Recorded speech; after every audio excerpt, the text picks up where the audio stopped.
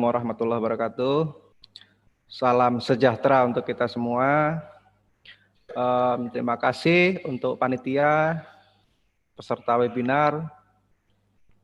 Terima kasih Pak Johan, tadi sudah menarik memaparkan di awal.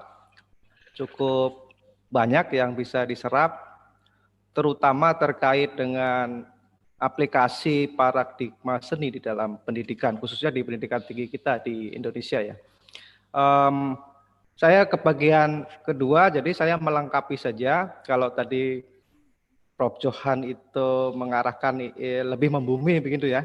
Jadi saya hanya ingin mengingatkan atau kembali menyadarkan kita bahwa seni itu punya paradigma, cuman paradigmanya tidak bisa serta-merta kita samakan dengan paradigma ilmu pengetahuan pada umumnya.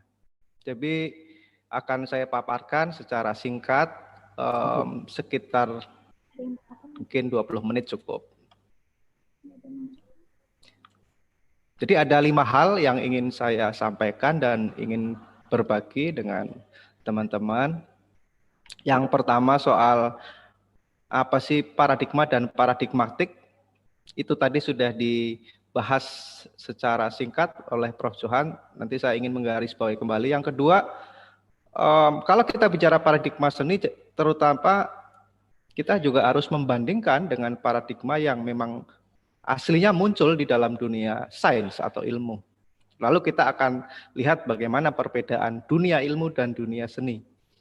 Dan kita akan fokus pada paradigmatik seni itu seperti apa, lalu akan saya coba bawa kepada tadi yang sudah dijelaskan oleh Prof. Johan, bagaimana pendidikan seni itu menerapkan paradigmatik sendiri. Jadi kenapa saya pakai istilah paradigmatik bukan paradigma, memang akan saya bedakan. Jadi nanti di pertengahan nanti akan jelas kenapa saya pakai paradigmatik di dalam menyebut seni. Tadi sudah disebutkan oleh Prof. Johan paradigma itu apa. Kira-kira paradigma itu sekumpulan kepercayaan itu ya, bisa konsep yang dianut atau berada di dalam sebuah komunitas, group of people. Dia bisa berupa teori, asumsi, ide dan seterusnya yang menopang dan kemudian menjadi kerangka kerja atau kerangka pikir yang dipakai kita dalam sehari-hari. Jadi sederhananya sebenarnya bisa juga paradigma ini semacam pandangan hidup yang dipercayai. Jadi segala aktivitas kita memang harus berdasarkan kepercayaan. Jadi kalau di dalam dunia sains, istilah ini populer kembali sebenarnya diangkat oleh Thomas Kuhn ya di era 60-an. Menurutnya kalau di dalam dunia sains tentu kaitannya dengan dunia ilmiah. Paradigma tentu saja bisa kita lihat sebagai temuan ilmiah yang dihasilkan terdahulu dan kemudian disepakati oleh sebuah komunitas ilmiah tersebut. Kemudian kesepakatan itu tentu saja akan menjadi kerangka panduan yang akan menjadi pijakan segala aktivitas penelitian atau keilmuan selanjutnya. Ini karena sifatnya ilmiah, nanti akan kita lihat apakah di dunia seni juga semacam ini. Apakah memang kerangka di dalam seni semacam juga ada di dalam dunia ilmiah. Jadi itu tadi intinya paradigma itu bisa kita sederhanakan sebagai pandangan ya, atau kerangka, baik dalam berpikir maupun di dalam berkegiatan atau aktivitas. Supaya nanti akan jelas perbedaannya dengan seni, coba kita lihat di dalam sains, bagaimana paradigma ilmu sains atau ilmu pengetahuan begitu ya, ilmiah. Paradigma di dalam sains itu satu kata yang mewakilinya adalah kemapanan. Jadi segala aktivitas di dalam baik penelitian ataupun riset itu arahnya adalah menciptakan kemapanan. Kemapanan semacam apa? Dan ini ini akan berkaitan dengan khususnya dunia sains modern. Nanti akan berkaitan dengan sifat-sifatnya misalnya objektivitas dan universalitas. Tapi kalau kita melihat paradigma sains modern itu berbeda dengan paradigma sains pramodern. Kalau kita batasi misalnya sains yang berkembang sejak era abad ke-17 sampai sekarang itu bisa kita kategorikan sains modern yang sifatnya ingin mengejar kemapanan, harus mencari objektivitas dan universalitas. Nah, sebelumnya era pramodern itu agak berbeda.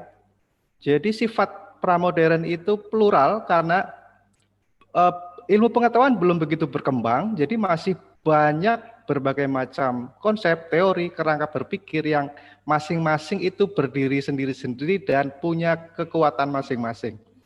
Di bidang fisika atau astronomi misalnya kita ingat ada teori tentang geosentris dan heliosentris, itu masing-masing kuat di era sebelum modern, tapi ketika dunia sains modern semakin mengejar objektivitas, salah satu harus ada yang menguasai perbedaan-perbedaan tadi.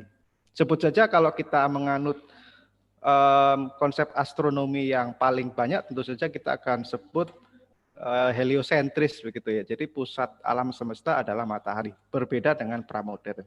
Jadi kecenderungannya sains modern adalah pada objektivitas. Artinya, sains modern adalah sains yang ingin mengejar ketunggalan, universalitas, ingin memiliki bahasa yang sama. Dengan demikian maka paradigma sains itu akan mengejar semacam pola umum, pola atau teori yang bisa dipakai satu untuk semua. Jadi kalau kita lihat sekarang, fenomena sekarang misalnya begini. Para akademisi sekarang sibuk untuk mengejar riset-riset yang terindeks Scopus. Jadi seluruh penilaian karya ilmiah itu semacam diberikan kewenangan pada satu institusi, yaitu Scopus atau misalnya Thomson dan seterusnya. Saya kira itu adalah bentuk-bentuk dari paradigma sains yang memang ingin mengejar ketunggalan atau universalitas.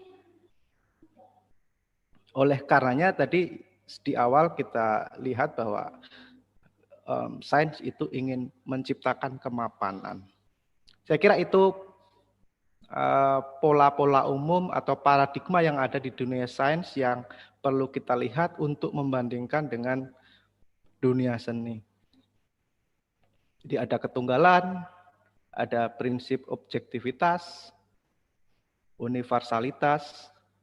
Akibatnya adalah ilmu sains berkembang secara linier karena jelas perkembangannya. Mulai dari pramodern sampai modern. Jadi sejarah perkembangan sains akan bisa kita lihat misalnya setiap era itu jelas akan dipengaruhi misalnya kondisi sosial tertentu atau pemikiran filsafat tertentu atau isme tertentu. Itu jelas sekali perubahannya atau perkembangannya.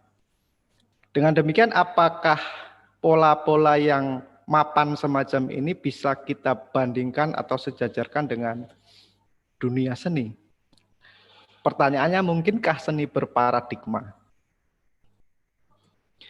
Coba kita saya mengilustrasikan dua dunia seni yang punya karakter masing-masing tadi. Kalau paradigma sains itu sifatnya rasional, objektif, menggunakan bahasa verbal, linier, dan analitis. Tapi kalau di sisi lain, seni sebenarnya agak berbeda atau memang berbeda. Dia sifatnya acak, bebas, gambaran besar, bukan detail-detail sebagaimana dunia sains. Lalu sangat mengedepankan emosi, kreativitas, dan bersifat analog. Jadi kalau kita lihat perbedaan dunia seni dengan sains, visual ini saya kira memang bisa menggambarkan ya secara kontras bahwa seni memang dunianya berbeda. Oke, saya buat tabel untuk merumuskan perbedaan tadi. Di dalam sains atau ilmu, kita ketahui bersama selalu menggunakan standar nilai yang homogen. Artinya di dalam komunitas ilmuwan itu semacam punya paradigma yang sama. Di dalam dunia misalnya fisika misalnya, tentu setiap komunitas atau ilmuwan fisika dia melakukan aktivitas keilmuan, meneliti, mengembangkan praktek-praktek keilmuannya menggunakan paradigma yang sama, artinya homogen. Berbeda dengan seni, kita kalau berbasis seniman, kita tahu setiap seniman itu punya pandangan yang unik dan tidak bisa begitu saja dibandingkan atau disamakan. Artinya setiap karya seni berbasis pada subjektivitas seniman. Itu yang disebut bahwa seni itu bernilai heterogen. Dan masing-masing punya nilai otentisitasnya, artinya keasliannya gitu ya. Kedua, kalau seni itu sifatnya reaktif, artinya ilmu itu reaktif, maksudnya aktivitas keilmuan adalah merespon, mereaksi. Jadi aksi itu dia berdasarkan fakta.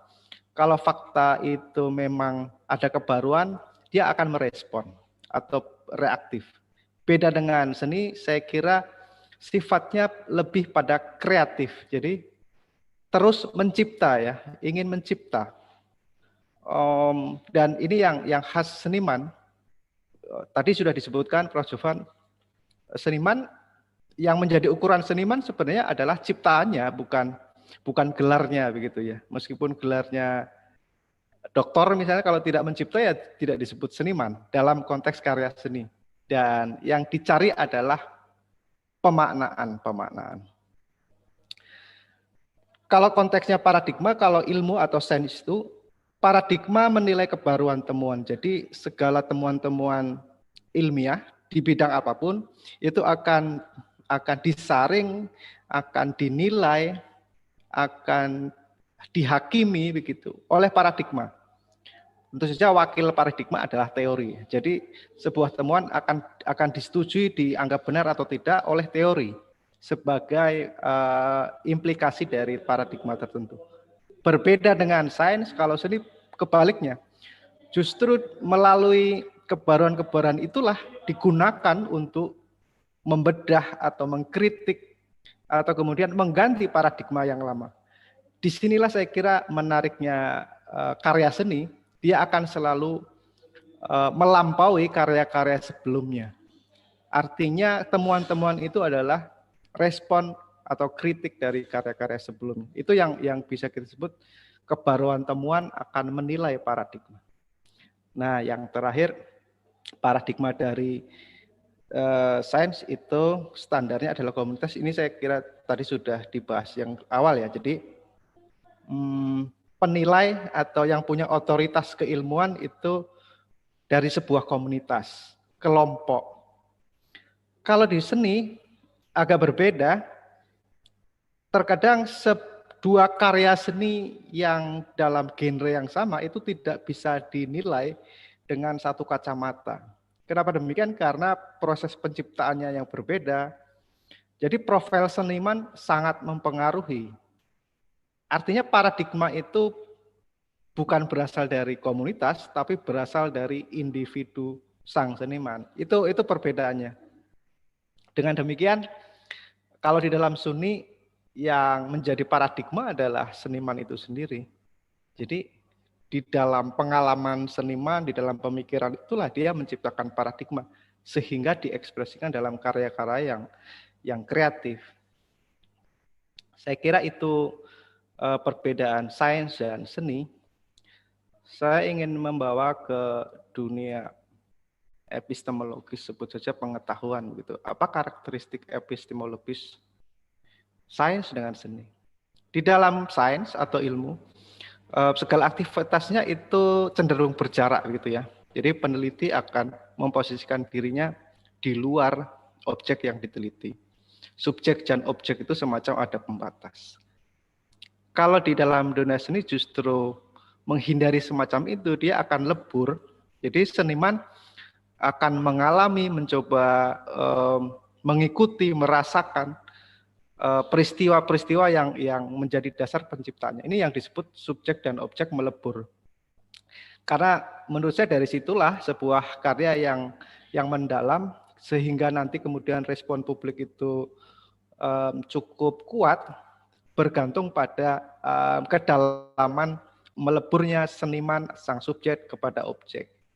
Kalau kita misalnya menonton sebuah film di 21 begitu dan larut ke dalam suasana film yang disajikan oleh sang sutradara, saya kira itu adalah bentuk atau hasil dari bagaimana sang sutradara menggambarkan realitas atau pengalamannya dalam bahasa sinematografi. Jadi semakin dia melebur, medianya akan semakin kuat.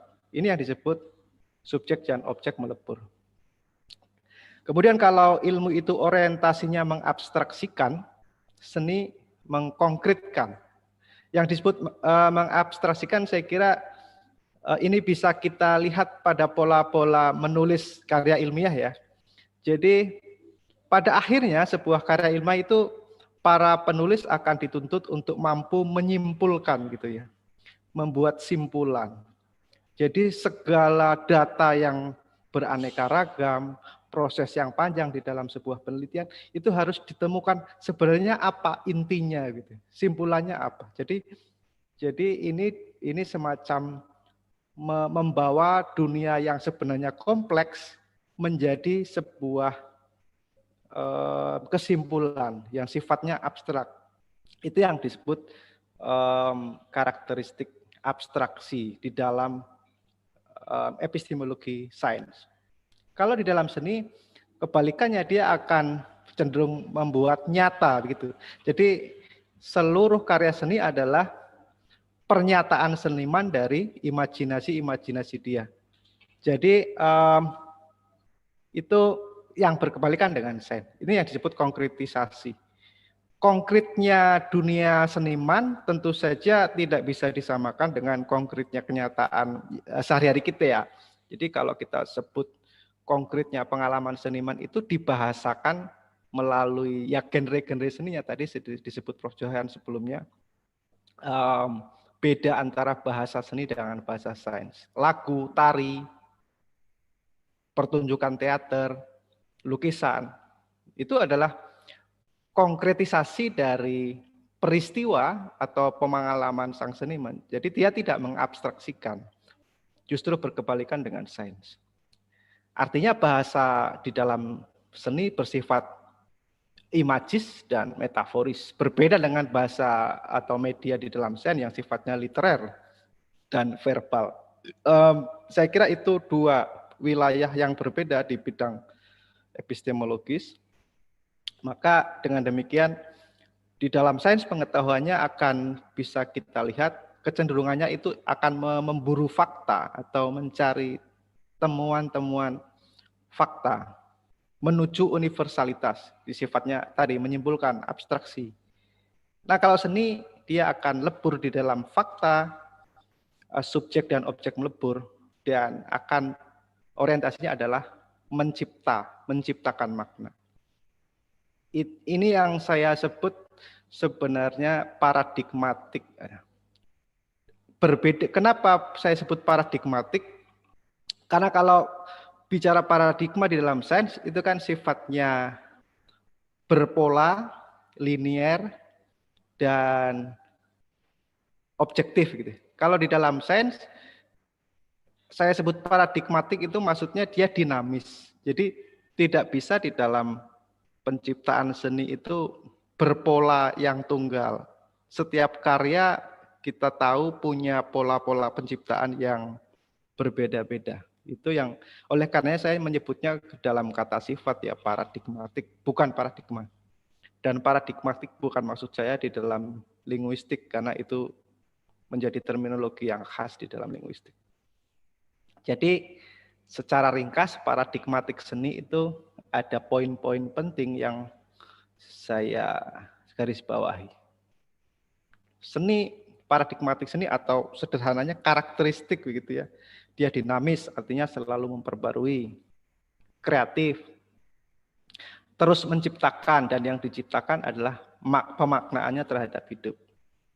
Lalu ekspresif, jadi sifatnya membuat konkret pengalaman hidupnya di dalam ekspresi melalui media-media karya seni. Eksistensial, maksudnya setiap aktivitas seni sebenarnya adalah pendalaman di dalam aktivitasnya. Jadi setiap seniman, tadi Prof. Johan menyebutkan penelitiannya itu ya observasi, dia melihat, merasakan, mendengar. Dan dia larut di dalam pengalaman di dalam lingkungannya, itu yang disebut eksistensial. Jadi larut di dalam pengalaman. Yang terakhir artistik, ini berkaitan dengan keterampilan ya. Seorang penulis lagu tentu bisa kita lihat tingkat keterampilannya di dalam meramu media ya, meramu ya unsur-unsur musik itu. Itu yang disebut keterampilan. Jadi 5 hal ini saya kira setidaknya bisa kita lihat sebagai karakteristik di dalam dunia seni atau yang kita sebut paradigmatik. Nah, yang terakhir, kalau kita bawa karakteristik seni ke dalam dunia pendidikan itu seperti apa? Kalau tadi Prof. Johan sudah membawanya pada praktik pendidikan kita di perguruan tinggi, saya akan secara umum saja. Jadi kalau melihat sasaran pendidikan tentu saja adalah humanisasi gitu ya, manusia objeknya. Jadi manusia yang akan dididik itu akan kita bawa profilnya apa. Kalau memakai paradigmatik seni tentu manusia yang punya karakter kreatif dan artistik.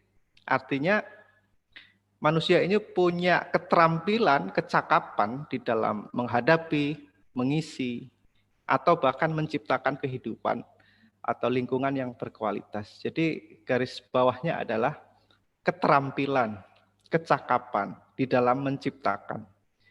Itu kalau kita lihat pada orientasi pembentukan karakter. Pada proses, saya kira karakteristik seni karena dia eksistensial, jadi seluruh pendidikan harus berbasis lingkungan alam atau sosialnya.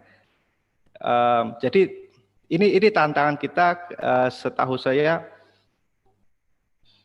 proses pembelajaran seni terkadang dia hanya berpaku pada teks-teks buku panduan gitu ya. Para pendidik agak susah untuk mengembangkan materi berbasis lingkungannya, baik lingkungan alam maupun sosial. Demokratis, maka pendidikan harus menghargai keragaman. Jadi ini berdasar pada karakteristik seni tadi ya, subjektivitas. Jadi mengakui keunikan subjek-subjek pendidikan. Tidak bisa dibuat universal. Kritis, terus mempertanyakan proses dan hasil pembelajaran sebagai evaluasi pendidikan. Humanis, memperlakukan subjek pendidikan sebagai manusia yang unik, dinamis, dan multi-inteligensia. Saya kira itu,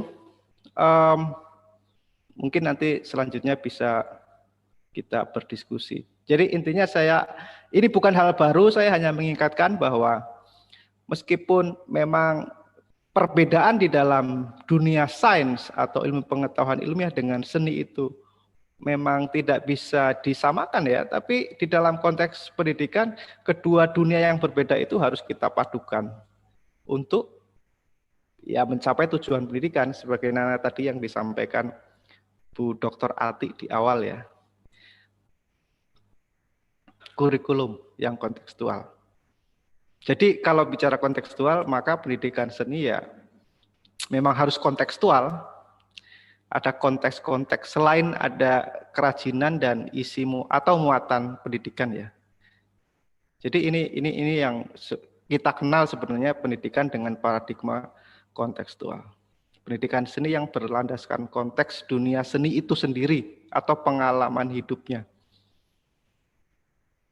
bukan pendidikan yang hanya berlandaskan teks-teks abstrak belaka. Demikian saya kira ya. Saya kembalikan ke moderator Pak Novi. Terima kasih, lanjut diskusi saja. Oke, terima kasih Pak Sumasno Hadi atas, saya kira ini perjalanan panjang dari paradigma itu sendiri, baik paradigma sains maupun paradigma seni yang belakangan juga mulai hangat